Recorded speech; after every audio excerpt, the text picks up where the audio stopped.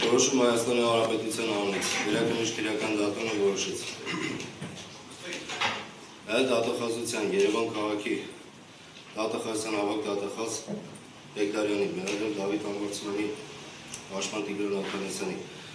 մեղադրանք Դավիթ Համբարձումյանի և Գոռ Համբարձումյանի պաշտպաններ Վահե Մարկյանի, Գրանե Պապյանի և Արման Կարապետյանի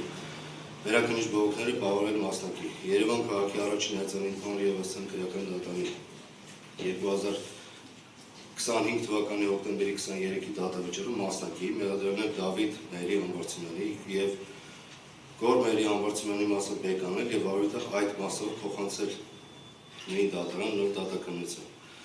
Մեղադրանք Գոռ Համբարձումյանի նկատմամբ որպես խաբկանմիջոց կիրառված 2 միլիոն դրամի չափով գրավը թողնել անփոփոխ։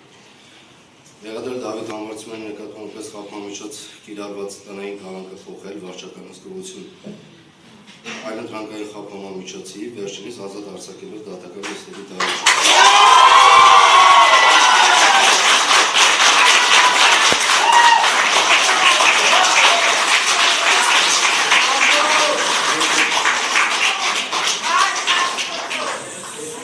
Մեղադրանք Դավիթ Համբարձումյանի պարտավորության շաբաթը մեկ անգամ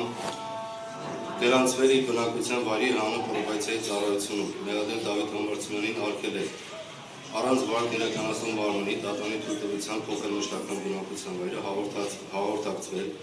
նշված քրեական գործով դժողներ Ինջի Գուլյանի, Բադոյանի, Ասլանյանի, Պողոսյանի և Վրգա Դավիթյանի վարչական հսկողության մասով որոշման կատարումը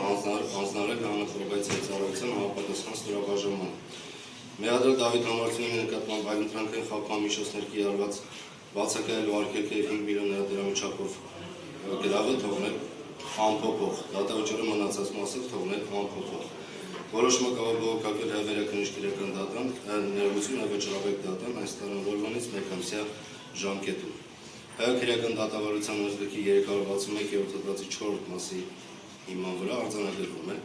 որ դատական կազմի դատավոր Մակար Կիրակոսյանը նոր դատականության ուղարկելու վերաբերյալ ունի տարբերվող ֆակտորներ։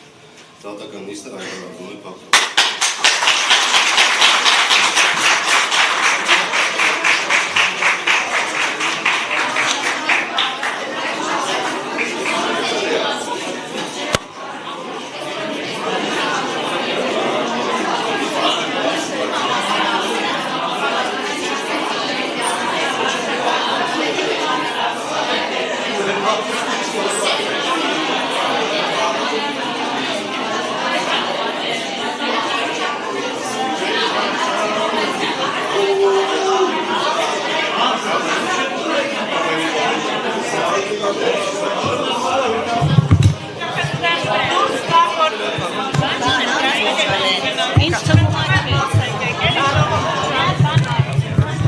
Գնա հետո կտամ, գնա։